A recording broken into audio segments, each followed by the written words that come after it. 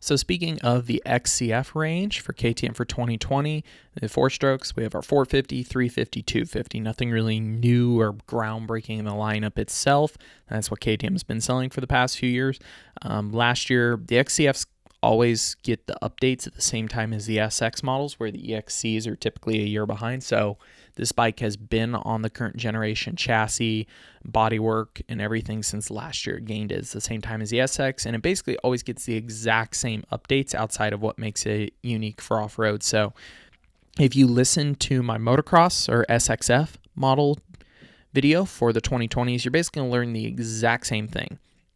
The only thing that really makes the XCs different is what they basically take an SX bike, they put an 18-inch rear wheel on it, they put AT81 Dunlop tires, they do off-road specific suspension, albeit it's the same base components. It still uses the AER 48 air fork and the same shock design that the motocross bike uses. They just go to an off-road setting, a little bit different sometimes in the shock spring rate. And then the power output, they basically keep the engines identical to the motocross bikes, other than they change the mapping to make them smoother. EFIs really give them the ability to just tune the power to where they want it. The only real other major difference is on the 350 and the 250, mechanically speaking, is we have 6-speed transmissions in them, a little bit different spacing and stuff. The 450 actually maintains the exact same transmission as far as I'm aware as the motocross bike. So that's really the only major difference. We've got larger fuel tank, kickstand, handguards, but what we're talking about update-wise is the exact same coming over from the motobike. Starting with the 450, new graphics, new front fork setting, new rear shock setting. WP is calling their suspension on these bikes ZACT, XACT. It kind of carries the same norm or name culture as the motocross models. It's not a new fork or new shock, it's just a new name. When you move over to the EXC line, you actually get into a different name for the suspension. The components are a little bit different. That's the Explorer setup, but the XCs retain the same suspension from the motobikes, just with different tuning. Going over to moto, or going to the 450 XCF, we have also the same new piston that you'll find in the 450 update. I don't know if you'll see the same airbox lid. It doesn't seem to mention that there's going to be an optional, or the mapping adjustments I was talking about in the SX. That was pretty specific to the comments relating to that bike, so I think that's where they're focusing it, and that style of update too. So over here on the motor, or on the XC bike, we're only seeing it listed to have just the new piston, the suspension updates, and the graphics. Like I said, everything else that makes it different from the SX models I already listed. And yeah, that's pretty much all there is listed for the 450 XCF this year. Like I also explained in the moto bike, we're on year 2 of 3 for this generation of chassis and design overall. This style of XCF was introduced in 2019. We'll have it here for 2020 along with 2021, and it will see an update when the SX models do, or by update I mean like a big overhaul in 2022. Moving over to the 350, same thing, new graphics, new WP ZACT front fork settings, new WP ZACT rear shock settings. The new rear shock setting includes a new compression adjuster for improved tuning. Typically that means something along the lines of they have an adjuster that probably is a little more sensitive to adjustment, so each click makes a bigger deal, or a bigger improvement, or negative depending upon which direction you go.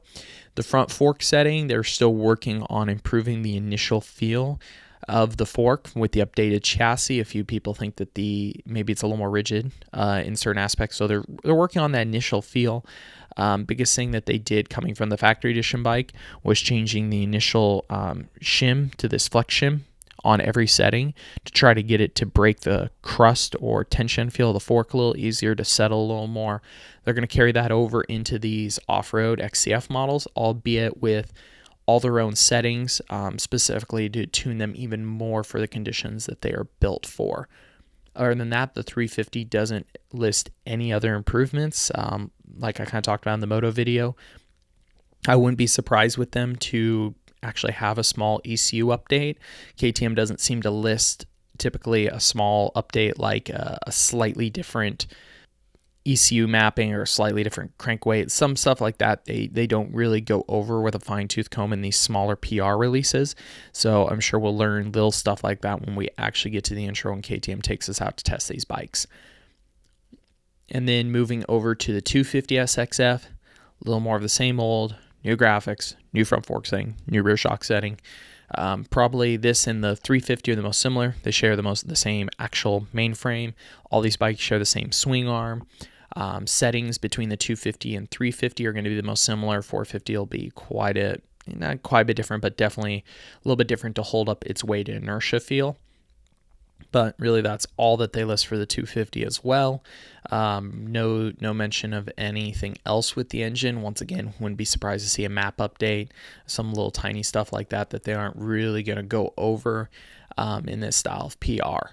The other thing that is missing from the SX models that I mentioned that they're bringing out with those bikes is the bikes would be given optionally, or they come with for an optional place on, is the Airbox side covers are coming with a perforated one, basically one that you could say is drilled out, has holes to improve airflow and low end response.